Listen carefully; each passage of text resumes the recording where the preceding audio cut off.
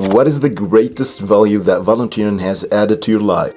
I think the greatest values is the people that I've met, both the people that I've worked with and also the people that I've helped, and the lessons that they've taught me, such as being humble, listening, and be selfless and just care about others.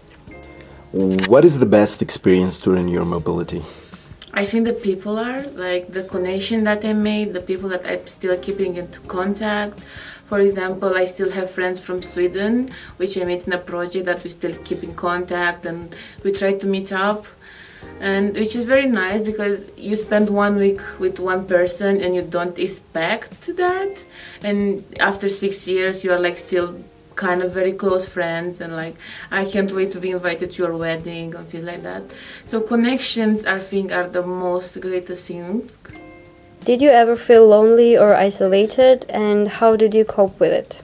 Yes, I definitely felt lonely at some times, and it's not a pleasant feeling for sure, but it's also, I understood it was a part of the whole process, and feeling lonely, it's just a temporary thing, and I knew that as soon as I would get myself out there and facing new challenges and making new friends, the loneliness would go away and I would have a lot of fun. I would have the best experience. What was the biggest challenge you faced while volunteering, and how did you overcome? I think the greatest challenge I had in the beginning, especially the language, because I could barely speak any Turkish.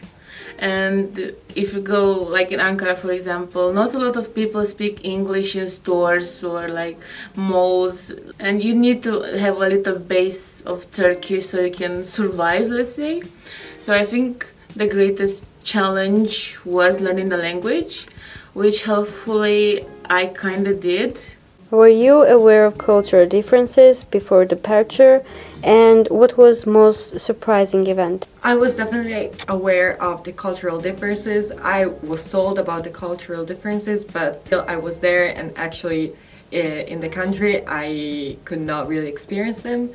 And for example, I spent a long time in Sweden, and at the beginning I had some cultural shock, especially it's the way people behave. It's much different from the place I come from.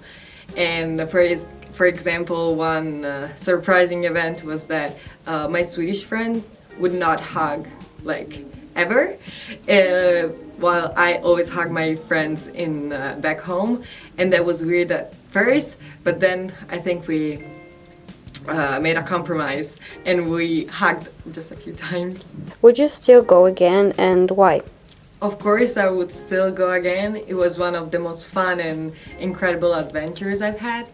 The reason why it was so great is that it made me discover new parts of myself, and I think most of the person I am right now is due to this experience. I my tongue.